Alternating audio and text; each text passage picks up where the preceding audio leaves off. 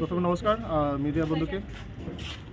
বংশীবাড়ির যে ঘটনাটা, বিজেপির একটা কর্মসূচি যেমন মন কি বাত নিয়ে কিংবা একটা প্রোগ্রাম ছিল, এটা নিয়ে এছাড়া তারা রাত্রেবেলা অপপ্রচার, বংশীবাড়িটা অপপ্রচার তারা করেছিল। বউয়ারাকে নিয়ে বিজেপি হয়ে গেছে, মথাকি চলে মানে এইসব বকরসকর হয়েছিল। তো এই প্রোগ্রামটা করতে গিয়ে এছাড়া কিছু মহিলা তারা মানে জিজ্ঞাসা করছিল মানে কিয়ের প্রোগ্রাম বা কিসের প্রোগ্রাম, সে কথা জিজ্ঞাসা করতে গিয়ে এছাড়া এখানে মহিলাদের সাথে একটা কথা কাটাকাটি হয়। মহিলাদের সাথে এর ভিতরে মহিলারা যারা জিজ্ঞাসা করেছিল তার উপরে মানে একটা মুখ খারাপ বা বাসা খারাপ মানে এইসব একটা ঘটনা হয়েছিল গত রাত্রে। মানে সেই কারণে আজকে মিটিং করতে গিয়েছিল এখানে গ্রামের কিছুটা লোক। এখানে কোনো পার্টির কালার নয়, পার্টি কালার হিসাবে মানে যে মহিলাদের উপরে যেরকমভাবে মুখ মানে তারা বাসা খারাপ করছে ওই কথা নিয়ে এসে মানে আজকে একটু এখানে বাইলের সৃষ্টি হয়ে গেছে।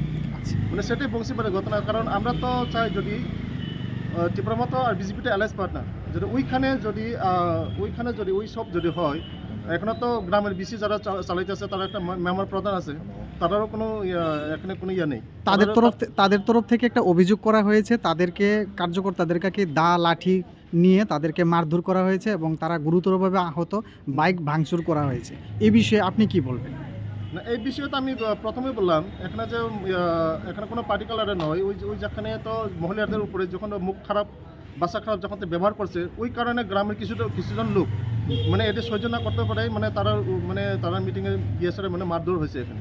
আপনাকে তাদের বিরুদ্ধে কোনো অভিযোগ জানাচ্ছেন থানায়? হ্যাঁ, আমরা তাদের বিরুদ্ধে আমরা তো থানার মধ্যে আমরা অভিযোগ আমরা দায়ের করতে এসেছি। ওখানে আমরা থানার মধ্যে অভিযোগটা আমরা দায়ের করব। আপনার নামটা? আমার নাম হচ্ছে মনোজ দেববর্মা। আপনি কী দায়িত্বে আছেন? আমি চৈলাম তীব্রমতো YTF এর ওয়ার্কিং প্রেসিডেন্ট আমি আছি ব্লকের।